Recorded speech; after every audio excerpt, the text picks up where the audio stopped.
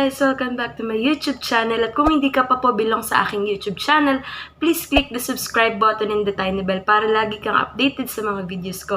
Like and share this vlog para more vlog, more happiness.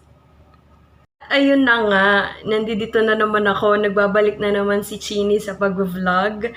Dahil nung nakaraang araw, in-email ako ni YouTube, partnership program ata yun. Basta si YouTube, sabi niya sa akin, after 30 days daw mawawala na daw yung advertisement ko sa YouTube. Kaya naman, eto ako, nag-vlog ulit dahil ayoko namang mawala lang yung pinaghirapan ko sa pag-vlog noon. Ayun nga, first time ko ulit sasabak sa pag-vlog at samahan niyo ako kung anong gagawin ko for today's video. So tara guys, simulan na natin to. Let's go! Pasukan na ng mga estudyante sa school, iyon ang aking isi-share for today's video. Mag-share ako ng tips kung paano mag-makeup ng simple lang at hindi halata masyado. So ako naman, sa akin kasi conforme ang makeup sa event na pupuntahan mo or kung saan mga activity yung pupuntahan mo, kung halimbawa sa school, sa activity sa sarili, sa mga gala, or sa church, or anywhere, ganyan. Doon ko dinedepend kung ano yung makeup look ko. So, ayun nga, dahil ngayon pasukan na ng eskwelahan, ng mga bata sa school, bibigyan ko kayo ng tips, bibigyan kayo ni Ate Chini ng tips kung paano mag-makeup ng very, very light lang. So, for me, very light lang to ha. Hindi ko alam kung very light sa inyo. So, tara guys, samahan niyo na ako at simulan na natin to. Let's go!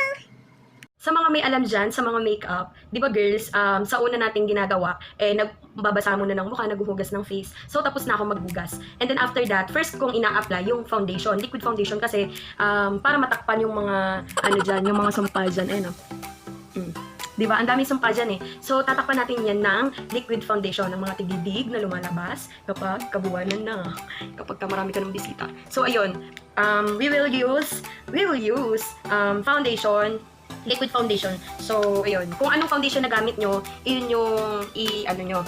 Yan, lumabo na mata ko, wala nang salamin. Yun yung ipahid nyo. Kasi ako, by the way, I'm using Superstay Maybelline. 30 hours to. Shala, 30 hours, we. Tingnan natin kung 30 hours. Pero, pag ginagamit ko to, talagang 30 hours siya. Kasi kapag umaga, pag gumigising ako, hindi ko naman siya binubura kapag gabi na. Kagaya niyan, gabi na. Hindi ako nagbubura ng makeup. Ako yung girl na, di ba yung lahat ng girls nagbubura ng makeup kapag gabi na. Ako hindi ko binubura. So, the other day, may makeup pa din ako. So, effective talaga si Superstay. Yun lang. So, ayan. I'm applying Superstay liquid foundation. Ayan, akala nila di ako nagli-liquid foundation eh. Kasi, hindi na ako sanay ng hindi nagli-liquid foundation dahil dati sobrang dami kong tagyawat. Tapos, ayoko nang nakikita yung mga peklat ko. Yung mga binakbak kong tagyawat. Kasi di ba ang sarap makmakin mo. Ayun lang, share ko lang. So, ayan, nakapag-apply na tayo. By the way, hindi ko din nilalagyan yung, yung dito ko. Kasi, dati, pantay lang siya. Ngayon hindi na, iniiba yung kulay, oh. Pero hindi ko pa rin siya nilalagyan kahit na gano'n, kahit na iba yung kulay. Kasi hindi ako sanay. Naman siya, pumapantay naman siya pag nasa ibang angulo yung, nasa ibang angulo. So, ayan, medyo maputi na siya. After no, naglalagay ako ng kilay. So, ayan, sabi nila wala daw akong kilay. True lalay, wala akong kilay, guys. Pero, nilalagyan ko yan. Nilalagyan ko siya ng pencil. Ako kasi dinidrawingan ko siya ng pencil. Yun, wait lang. So, nagdodrawing ako ng pencil na, ito. I'm using XXL na, pencil. So, sa mga student, di ba pwede na sa mga college yung, o sa mga high school, ganyan, yung makilay. Kasi kami ng junior high school, sa school namin, bawal makilay. Bawal kami makilay. Dahil, rule yan ng eskwelahan namin. Rule ng eskwelahan namin na bawal mag-kilay. Kaya dati wala kaming kilay, no? High school kami. So, ayan, sinishade ko lang siya. Para naman, magmukha tayong tao. Ganyan ako magkilay, guys. Hindi pa nga siya pantay kasi wala ako sa salamin. Hindi ako sanay mag-kilay ng dito. Ito ginagamit.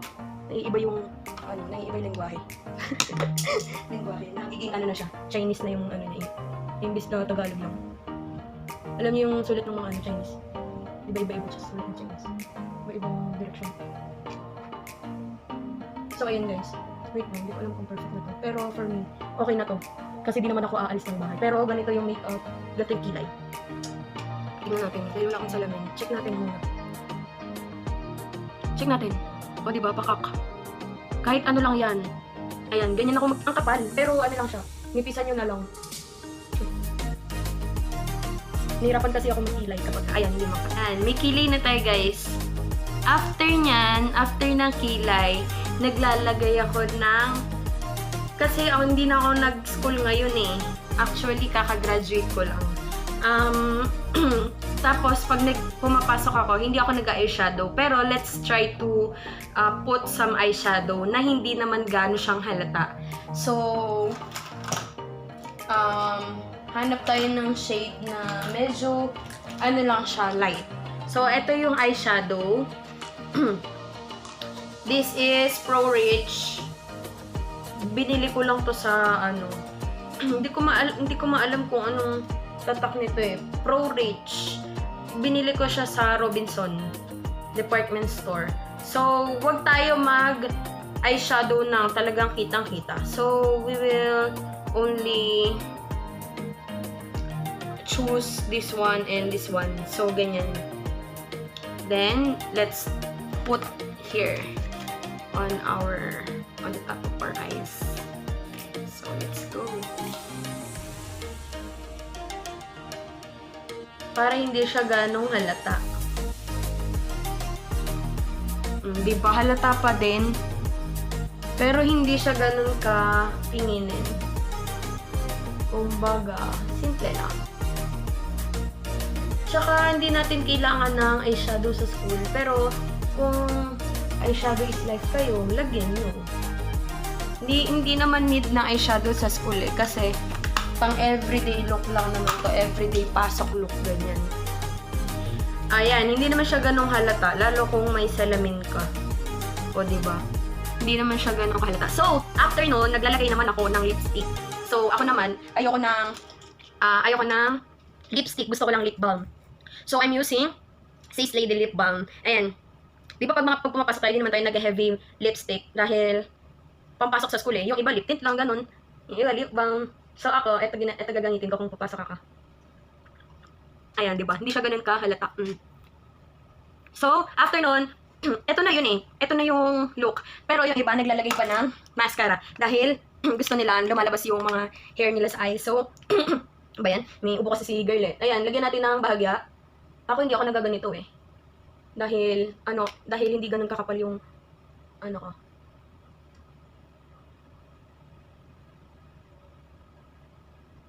So, ayun. Naglagay lang tayo ng konti. And then, after nun, yung iba naman nag-eyeshadow. Hindi ko alam kung eyeshadow. I mean, cheek. Blush on. Eh, hindi man ako nag-blush on. Check natin if kailangan pa ng blush on kapag papasok sa school. Pero yung mga high school, nagba-blush on sila, nakikita ko. So, let's put some blush on na hindi ganun kahalata. So, hahanap tayo ngayon ng blush on na hindi ganun makeup, wapak na wakas. BYS blush on. Lalagyan lang natin ng konti dahil nagba-blush on yung ibang student. So, pag nag-ano sila. So, pag pag nag-blush on sila, lang, sobrang konti lang. Hindi dapat madami. Dahil papasok tayo, hindi man tayo pang, aurahan. Pero iba nag-aura. So, ayun, ganyan lang. Ganyan lang ang blush on. Hindi ganun kakapal. Sobrang, minimal lang. So, ayun. Ako, hindi ako nag-blush on kahit pumunta ako sa mga gala or sa church, ganyan. Hindi ako nag-blush on kasi lumalabas yung mga, butas ng face ko. Ayoko nakikita yung mga butas na yan. So, ayan. Ayan yung, yung look natin. So, after ko ganyan, nag-i-spray ako nitong spray mist ni Japanese Facial Mist. So, let's put some spray. Yan, tadaan. So, wait lang guys. Babalik ako. Papakita ko yung pinaka-final look nitong everyday school makeup natin. Tada! So, yun yung final look ng ating school makeup look. Ang advice ko lang sa inyo at payo, kapag pupunta kayo ng school, dapat hindi ganun kabongga yung makeup nyo na parang ikakasal kayo or parang a-attend kayo ng debut or magdidibu kayo or magsasagala or any event na yung wapak na wapak yung makeup. Dapat minimal lang yung paglalagay ng mga foundation, ng mga lipstick, ng mga etc. sa ating mga muka. Para hindi ganun kahalata ng mga kaklase natin at ng mga professor natin. Dahil school naman din yung pupuntahan natin, nandun tayo para mag-aral, hindi para magpaganda. So, ito yung makeup na sinasuggest ko sa inyo na very light lang. So, that's it for today. Thank you for watching my vlog. Don't forget to like, subscribe, and hit the notification bell para updated ka sa mga videos ko. Maraming salamat sa panonood, guys. Till my next vlog and video.